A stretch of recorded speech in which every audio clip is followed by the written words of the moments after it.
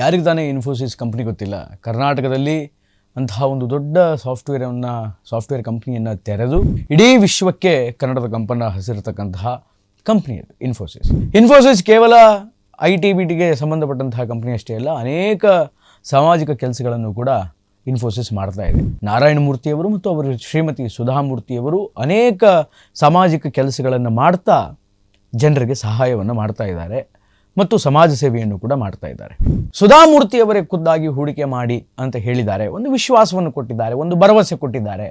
ಆದ್ದರಿಂದ ನಾವು ಹಾಕಿದಂತಹ ದುಡ್ಡಿಗೆ ನೋ ಲಾಸ್, ಯಾವುದೇ ಥರದ ಲಾಸ್ ಆಗಲ್ಲ ಅಂತ ಹೇಳಿ ಅನೇಕ ಜನ ದುಡ್ಡು ಹಾಕೋದಕ್ಕೆ ಪ್ರಾರಂಭ ಮಾಡಿದ್ರು. ಈ ಹೂಡಿಕೆ ಅನ್ನೋದೇನಿದೆ ಇದು ಕಂಪ್ಲೀಟ್ಲಿ ಫೇಕ್, ನಾವು ಮೋಸ ಹೋದ್ವಿ, ನಮ್ಮಿಂದ ದುಡ್ಡು ಹೋಯಿತು ಅನ್ನುವಂಥದ್ದು ಅನೇಕ ಜನರಿಗೆ ಗೊತ್ತಾಯಿತು.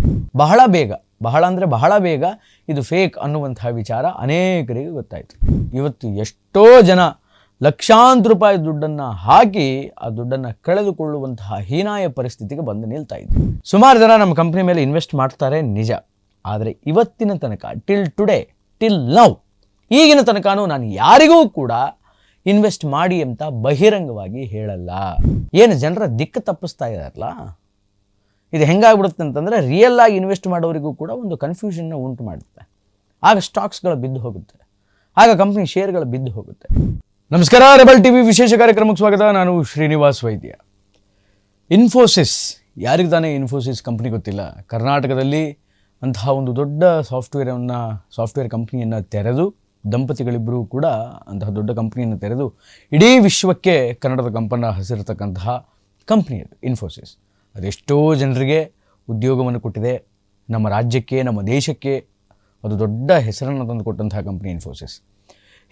ಕೇವಲ IT-BTಗೆ ಸಂಬಂಧಪಟ್ಟಂತಹ ಕಂಪ್ನಿ ಅಷ್ಟೇ ಅಲ್ಲ, ಅನೇಕ ಸಾಮಾಜಿಕ ಕೆಲಸಗಳನ್ನು ಕೂಡ ಇನ್ಫೋಸಿಸ್ ಮಾಡ್ತಾ ಇದೆ. ಇನ್ಫೋಸಿಸ್ನ ಸ್ಥಾಪಕರಾಗಿರುವಂತಹ ನಾರಾಯಣ ಮೂರ್ತಿಯವರು ಮತ್ತು ಅವರ ಶ್ರೀಮತಿ ಸುಧಾಮೂರ್ತಿಯವರು ಅನೇಕ ಸಾಮಾಜಿಕ ಕೆಲಸಗಳನ್ನು ಮಾಡ್ತಾ ಜನರಿಗೆ ಸಹಾಯವನ್ನು ಮಾಡ್ತಾ ಇದ್ದಾರೆ ಮತ್ತು ಸಮಾಜ ಸೇವೆಯನ್ನು ಕೂಡ ಮಾಡ್ತಾ ಇದ್ದಾರೆ.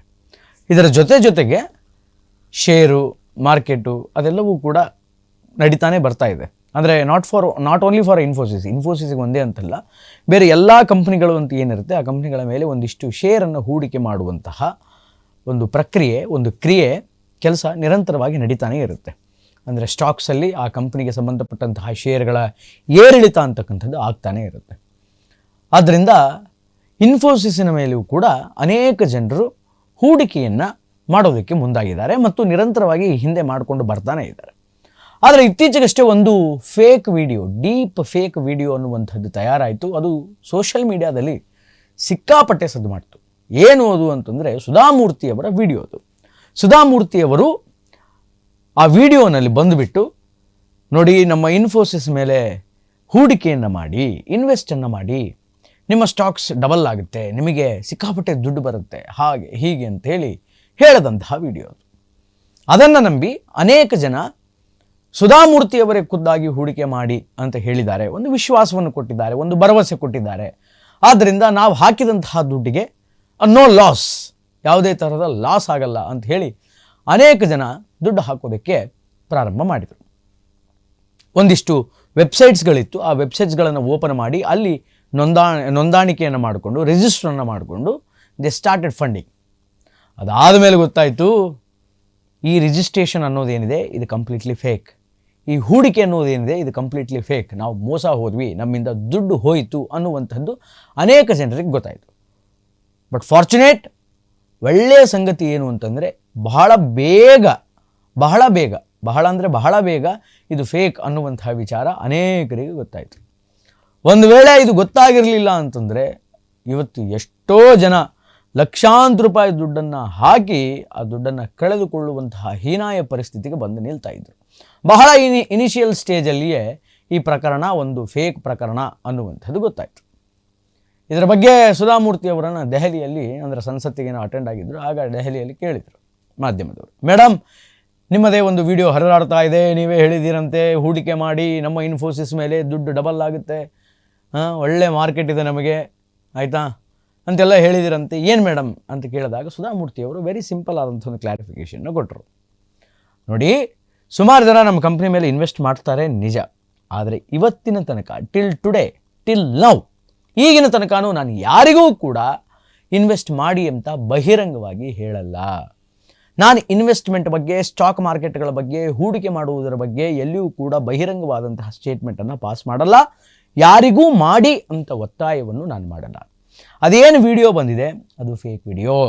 ಒಂದು ವೇಳೆ ಮುಂದಿನ ದಿನಗಳಲ್ಲಿ ನನ್ನ ವಿಡಿಯೋ ಅಥವಾ ನನ್ನ ಧ್ವನಿಯಲ್ಲಿ ಯಾವುದಾದರೂ ಹೂಡಿಕೆಯ ವಿಚಾರದ ಬಗ್ಗೆನೋ, ಸ್ಟಾಕ್ ಮಾರ್ಕೆಟಿನ ವಿಚಾರದ ಬಗ್ಗೆನೋ ಏನಾದರೂ ವಿಡಿಯೋಗಳು ಕಂಡು ಬಂದರೆ ಅದನ್ನು ಇಗ್ನೋರ್ ಮಾಡಿ, ಅದನ್ನು ನಂಬಬೇಡಿ. ದೇವರಾಣೆ ಅದು ನಾನಲ್ಲ ಸ್ವಾಮಿ, ನಾನು ಮಾತಾಡಲ್ಲ ಅದರ ಬಗ್ಗೆ. ನಾನಾಯಿತು, ನನ್ನ ಕಂಪ್ನಿ ಆಯಿತು, ನನ್ನ ಕಂಪ್ನಿಯಿಂದ ಆಗಬೇಕಾದಂಥ ಸಮಾಜ ಸೇವೆಗಳಾಯಿತು, ಅದರ ಜೊತೆಗೆ ಸರ್ಕಾರ ಈಗ ನನಗೇನು ಅಧಿಕಾರವನ್ನು ಕೊಟ್ಟಿದೆ, ಜನರ ಅಭಿವೃದ್ಧಿಯನ್ನು ಮಾಡಲಿಕ್ಕೆ ಏನು ಅವಕಾಶವನ್ನು ಕೊಟ್ಟಿದೆ, ಅದರ ಬಗ್ಗೆ ಮಾತ್ರ ನಾನು ಮಾತಾಡ್ತೀನಿ. ಅದು ಬಿಟ್ಟು ಸ್ಟಾಕು, ಮಾರ್ಕೆಟು, ಶೇರ್ಸು, ಆಯಿತಾ, ಇನ್ವೆಸ್ಟ್ಮೆಂಟು, ಇದು ಯಾವುದ್ರ ಬಗ್ಗೆ ಮಾತಾಡಲ್ಲ. ಒಂದು ವೇಳೆ ಸುಧಾಮೂರ್ತಿ ಆ ಥರದ ಮಾತಾಡಿದ ವೀಡಿಯೋಗಳು ಏನಾದರೂ ಬಂದರೆ 100% ಫಿಕ್ಸ್ ಆಗಿಬಿಡಿ ಅದು ಫೇಕ್ ವಿಡಿಯೋ ಅಂತ. ನಾನು ಮಾತ್ರ ಆ ವಿಚಾರಗಳ ಬಗ್ಗೆ ಮಾತಾಡಲ್ಲ. Infosys is not ready to talk about that. Sudha Murthy is not ready to talk about that. ಅದರ ಬಗ್ಗೆ ಸುಧಾಮೂರ್ತಿ ಆಗಲಿ, ನಾರಾಯಣ ಮೂರ್ತಿ ಆಗಲಿ, ಇನ್ಫೋಸಿಸ್ ಆಗಿ ಮಾತಾಡಲ್ಲ ಸ್ವಾಮಿ. ಅದು ನಿಮ್ಮ ಇಷ್ಟ.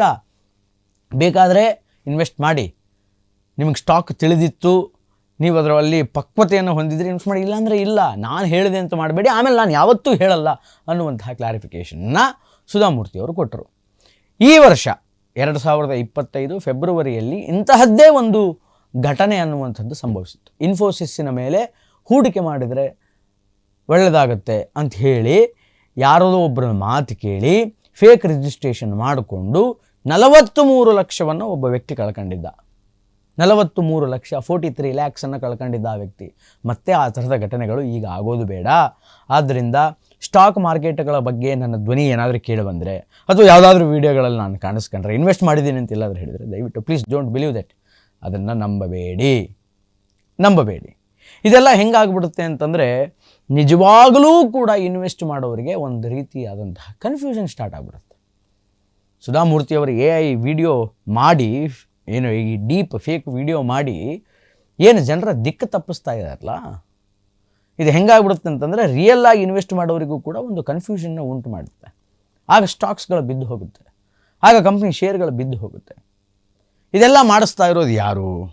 ಏನು ಅವರ ಮೇಲೆ ಹೊಟ್ಟೆ ಉರಿ ಇರತಕ್ಕಂಥವರ, ಅಥವಾ ಅವ್ರ ಜೊತೆ ಕಾಂಪಿಟೇಷನಿಗೆ ಬಂದಂಥವರ, ಅಥವಾ ಅವರಿಗೆ ಸಂಬಂಧವೇ ಇಲ್ಲದೆ ಇರುವಂತಹ ವ್ಯಕ್ತಿಗಳು ತಾವು ಹಣ ಮಾಡಿಕೊಳ್ಳೋಕ್ಕೋಸ್ಕರ, ತಾವು ದುಡ್ಡು ಮಾಡ್ಕೊಳ್ಳೋಕ್ಕೋಸ್ಕರ ಸುಧಾಮೂರ್ತಿಯವರನ್ನು ಫೇಸ್ ಮಾಡಿಕೊಂಡು, ಅಂದರೆ ಸುಧಾಮೂರ್ತಿಯವರನ್ನು ಮುಂದಿಟ್ಕೊಂಡು ಈ ರೀತಿಯಾದಂತಹ ಕೃತ್ಯಗಳನ್ನು ಮಾಡ್ತಾ ಇದ್ದಾರಾ ಗೊತ್ತಿಲ್ಲ. ಆದರೆ ಕಾನೂನು ಕ್ರಮಗಳನ್ನು ತೆಗೆದುಕೊಳ್ಳುವಂತಹ ಕೆಲಸ ಎಷ್ಟರ ಮಟ್ಟಿಗೆ ಆಗುತ್ತೆ? ಯಾರು ಆ ಡೀಪ್ ಫೇಕ್ ವಿಡಿಯೋ ಮಾಡಿದರು? ಯಾಕೆ ಹಂಗೆ ದುಡ್ಡನ್ನು ಮೋಸ ಮಾಡಿದರು?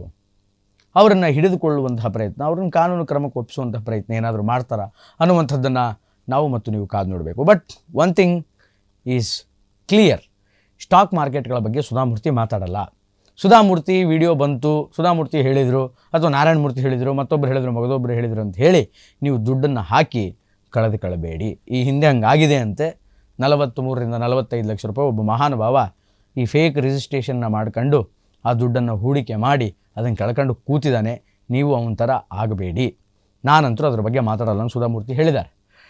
ಒಟ್ಟಾರೆಯಾಗಿ ಇದು ಈ ಹೊತ್ತಿನ ವಿಶೇಷ. ನಿರಂತರ ಸುದ್ದಿಗಾಗಿ ನೋಡ್ತಾ ಇರಿ ರೆಬೆಲ್ ಟಿವಿ. ನಮಸ್ಕಾರ.